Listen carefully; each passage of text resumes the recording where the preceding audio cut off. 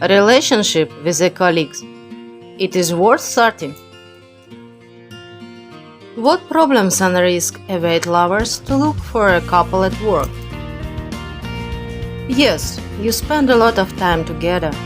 Yes, you have common topics of conversation. Yes, now she is the prettiest girl in your environment. But if she is your colleague, it is better to leave your communication within the working and friendly framework. Actually, the whole topic about relationships at work can fit into this one recommendation. But if you have already started dating an office mate, or you want to invite an employee of a friendly department of a date, answer yourself the question, why her? If you are honest with yourself, it turns out that you simply have no one else to choose from, and except at work, you can't find a girl anywhere.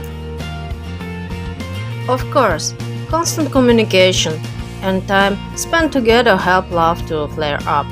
You often see each other, you have many common topics, and if there are also joint business trips, the soil for the novel is ideal. But joint work creates the illusion of soul kinship. You find yourself in a situation of artificial intimacy, and there are no real grounds for love.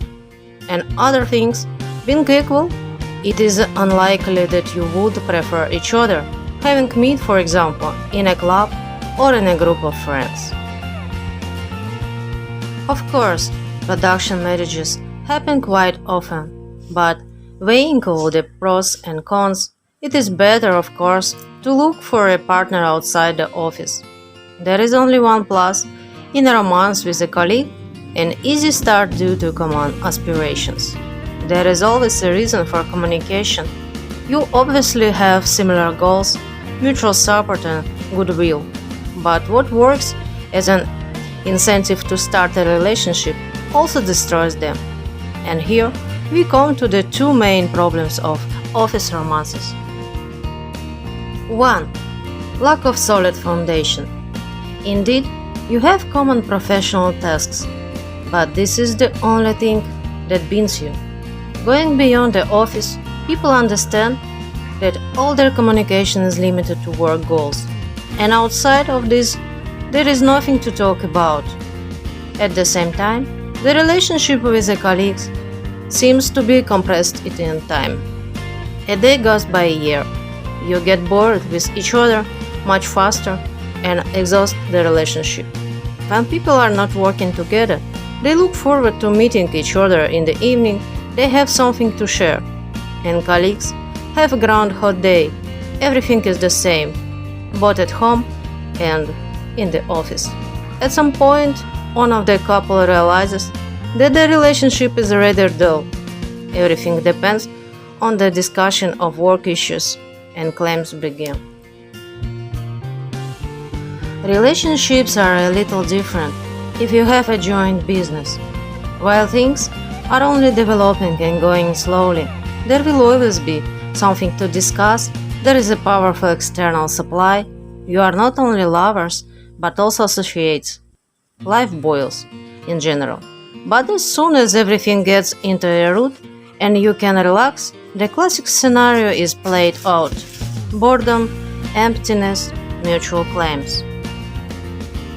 2. A strong bias in the balance of significance. In such pairs, relations develop according to the scenario of a skewed balance of significance. Moreover, working together is difficult to highlight it. The only way to mend relationships when the balance of the significance is skewed is to take a break. But what is the pause if you sit at neighboring computers for 8 hours? As a result, you will see each other every day, which will only increase the mutual negativity. In other respects, people would go about their business, cool off, get bored, and the conflict will be settled. But at work, there is no way out, except with sore faces to call each other's eyes. Work romance very quickly lead to a weakened balance of significance in its worst war form, when one fight after another. Someone will definitely start to get bored faster. Phone over, go to the world, but having not met the same reaction on the other side, they are offended, rolling out a new portion of claims. The conflict flares up with renewed vigor. It is very difficult to stop the flywheel. Therefore, after some time, the couple scatters. And here another problem appears: how to maintain a normal working relationship if you cannot see each other. Sometimes it comes to the point to someone will be forced to change jobs due to the unbelievable atmosphere and the constant sliding interpersonal slowdown. Yes, and the authorities do not welcome when, instead of professional duties, employees deal with problems in their personal lives. As you can see, the starting conditions for a working novel are not very good. I will say more, they are frankly bad. But if you are already in such a relation or are aiming for it, then there is one obligatory rule for maintaining balance. Everyone should have their own personal life.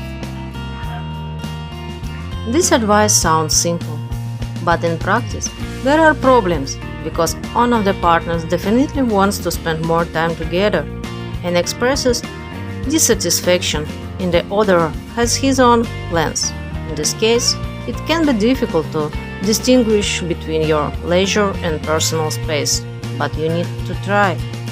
At the very least, you definitely do not need all corporate fitness, additional joint parties, and activities.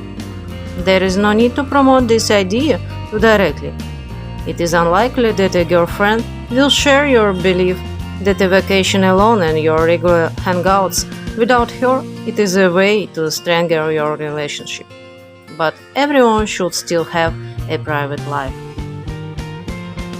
Hobbies, sports, friendly companies. If possible, everyone should have their own. Otherwise, if in addition to work, you do not stick to each other during rare hours of rest, time compression and lack of privacy will work against you. Therefore, the richer life outside of the relationship, the better for both of you. This is the only way to maintain value and prolong mutual interest in an office romance. I hope you enjoyed this information. We'll see you next video. Bye bye. Like, share, subscribe.